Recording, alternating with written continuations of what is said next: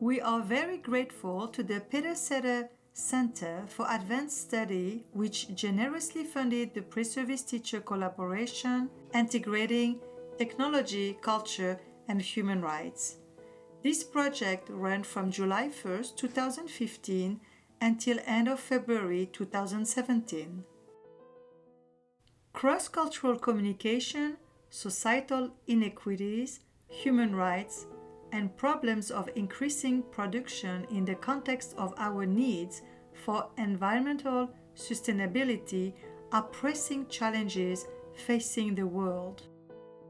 We believe that the kind of education teachers need must be framed by a global awareness philosophy that must be translated into a systematic method of investigative pedagogy to guide the delivery of learning in schools.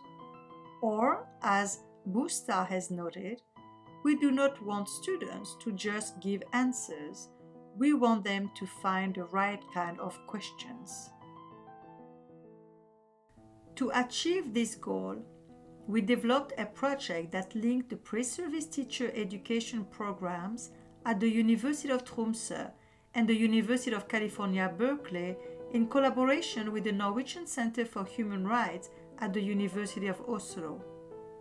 This project explored effective integrations of technology, culture, and human rights perspectives to improve students' academic learning and understanding of global issues. The members of our collaborative team are experts in the field of education, human rights, global justice, and technology in education. Mahiri and Stein, principal investigators, have written extensively on pedagogy of teacher education, cultural diversity, and digital learning.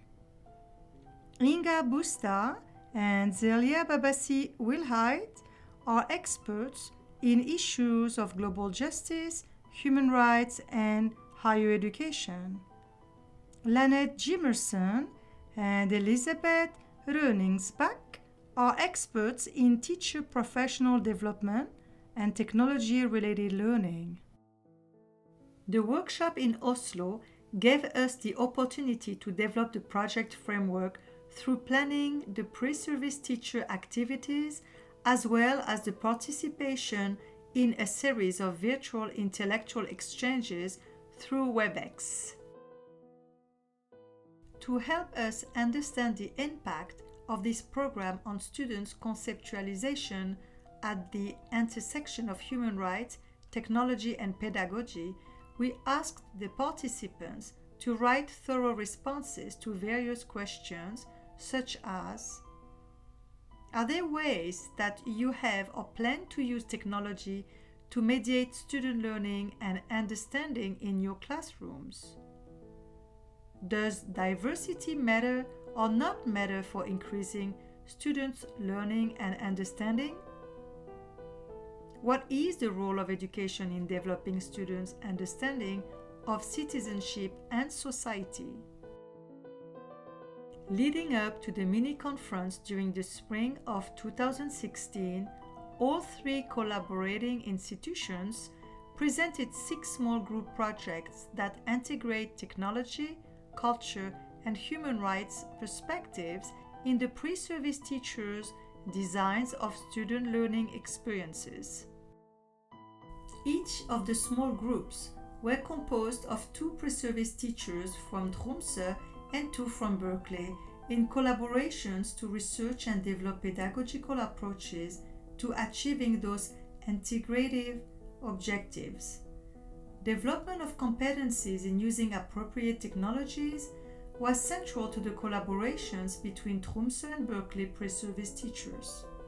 This project has been innovative in how it intricately linked technology, diverse cultures, cross-cultural communication, and human rights perspectives. This engaging learning experience better equipped students with academic knowledge, technical competence, and research skills needed for them to critically address the challenges of a rapidly changing and increasingly complex, interconnected world. Hello, everyone. Although we seem to be coming to the end of our Peter Sather collaboration between UC-Berkeley and the universities in Norway, in actuality, I look at this as a beginning, because the quality of the interactions that we've had across continents and across time with our credential students in both countries has been phenomenal. And now we're laying the groundwork for how we can continue this collaboration to extend it even further. The idea of having the amazing institutions involved that we have is really a motivation to continue this kind of collaboration and cooperation among us as scholars. I see us really working hard to go back to Tromsø or to go there for the first time, really, because most of the travel has been on the Norwegian side coming here.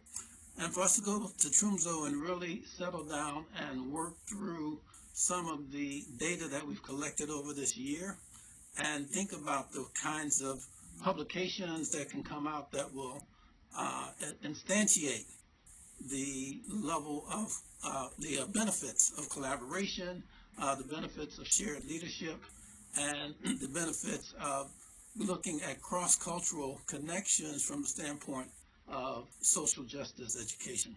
So we look forward to our continuing relationships with each other, and as I said at the beginning, this is the beginning. Thank you. Bye-bye. I am Ronningsbakk, one of the collaborators from Norway who, together with Stein, have been part of this project. We have many positive experiences from this work, although it was quite challenging both to the Norwegian students and teachers. We would like to highlight some of the important benefits we had, starting with quoting one of the students. Back home, I had given our stay lots of thoughts, and the fact that I was quite nervous about the conference day. Even so, I am very glad I participated, and I had a great time being there. I have grown a lot by doing things I was anxious to do. This quote sums up the main impression that the students got very important experiences through this project. The language question was perhaps the most challenging. Norwegians are quite familiar using English language in daily life, but having to use the language in a professional context was quite a challenge for both students and teachers. Nevertheless, our students felt really that this was a proper collaboration, as their ideas and suggestions were elaborated within the mixed groups, where they all shared a common motivations for the lessons they conducted in their school practices. The ongoing work during the academic year was fruitful in many ways, not at least for the Norwegians, who gradually got more and more relaxed towards the language barrier. It was very interesting for us to see how both similarities and differences between the US and the Norwegian culture and educational context had impact on the collaboration.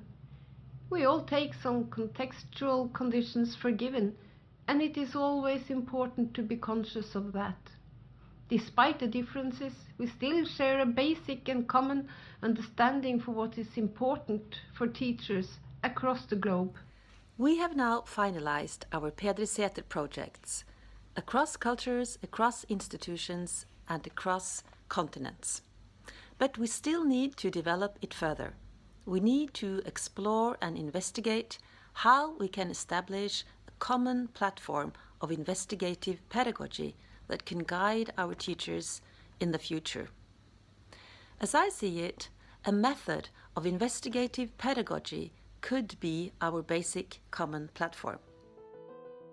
Thank you very much to Peter Sather Center, and we hope for this new phase in 2017-2018, as we believe this project offers an original alternative to preparing new teachers for becoming professional practitioners.